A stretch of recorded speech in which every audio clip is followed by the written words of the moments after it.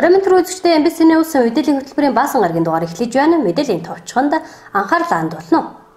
Авгалдаа устгалын аян эхлэлээ. Шаардлага хангаагүй цахилгааны кабель утаснаас үүдэлтэй галт төмрийн гаралт нэмэгдэж байна. 5 дугаар сарын 1-нд Улаангом суманд төвийн бүсийн хурдан морины уралдаан болно. Босоо бичгтэн танин мэдэхүйн тэмцээн боллоо. Өс аймгийн тариалагчдын нэгдсэн зөвлөгөөн боллоо. Аймгийн хэмжээнд нийт хялтгч малын 838,660 төлөвлөсөн байна. Замын хөдөлгөөний цагаан толгой 2019 арга хэмжээ зохион байгуулагдлаа. Эдгээр олон бусад мэдээллийн дэлгүүрэнгээд анхаарлаа хандуулна. Мэдээ эхлэж байна. Улаангом сумын засаг даргын тамгын газраас айл өрхөөдийн жорлон бохирын цооног муу усны нүхэнд холоорын шохоо цацаж авгалдаа устгалын ажлыг зохион байгуулж байна. Авгалдаа устгалын ажил энэ сарын 26-наас 5 дугаар сарын 10-ны өдрийг хүртэл үргэлжлэнэ. Энэ хугацаанд айл өрхөөдөг эртээ байх ёстойг анхаарууллаа.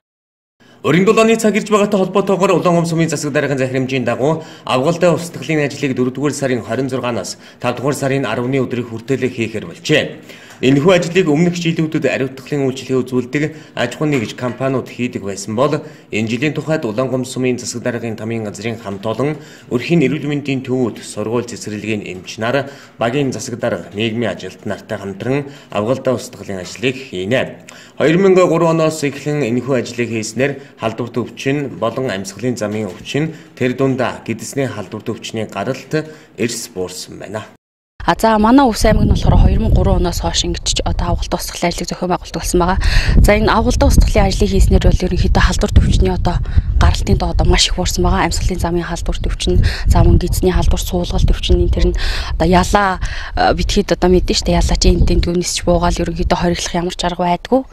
Тийм учраас битгээд ингээ авгалдаа устгалын ажлыг зохион байгуулснаар одоо зүүнний улиралд ялааны гарах тоог бууруулна. Ингэснээр битгээд одоо өөрсдийгөө олон нөр хүүхдүүдийг одоо амьсгалын замын өвчин янз бүрийн халдварт өвчнүүдээс л өөрсдийгөө хамгаалж хийж байгаа юм ач холбогдолтой үйл ажиллагаа учраа байгаамаа.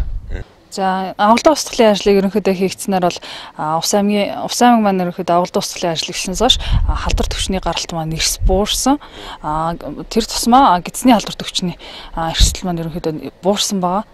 Ийм учраас энэ жил бас авгалдаа устгалын ажлаа үр дүнтэй сайн хийхэд бол Улаангом сумын засаг даргын тамгын газраас санаачлаад Улаангом сумын багийн засаг дарга, цэцэрлэг сургуулийн эмч нар, өрхийн эрүүл мэндийн төвийн ажилтнуудын хамтарсан баг авгалдаа устгалын ажил маань одоо ажлын баг маань байгуулагдаад ажиллаа эхэлж байна.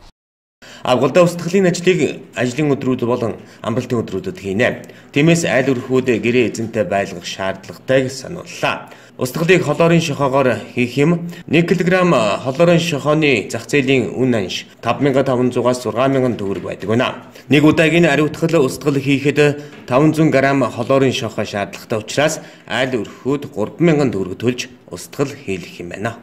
Бид нэр энэ жилийн авгалдаа устгалын ажлыг ерөнхийдөө холоорын шохоогоор хийж байгаа.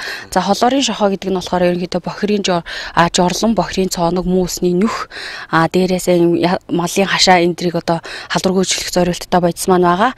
За энэ утсыг болон ерөнхийдөө одоо халдваргүйжүүлэлтийн авгалдаа устгалын ажлаар бид нэр хоёр аргаар хэрэглэж болно. За нэгдүгээрт нь хуурайгаар нь хэрэглэх, хоёрдугаарт нь одоо холоорын шохоон сүү усмал бэлтгэх гэсэн хоёр арга байгаа. За шүрших аргыг битгэд бол ерөнхийдөө жорлонгийнхаа дотор нь ороо зогсож байгаад ингээд нөгөө өтгнийхээ дээрээс ингээд эргүүлээд ингээд жигд бүрхэд цацаж ингээд муу усныхаа гадналаар ч гэсэн жигд бүрч цацаж хэрэглэнэ. За үүсмэлийн бэлтгэхтэй битгэд 9 литрийн халуун бүлээн усанд 1 кг холоорын шохоог хийгээд 24 цаг хамталсныхаа дараагаар жорлол руугаа болон муу усныхаа нүхийг ингээд тойруулаад цацаа хэрэглэх боломжтой байгаа. Улаангом сумын хэмжээнд 3000-аас 3500 хашаа байдаг байна.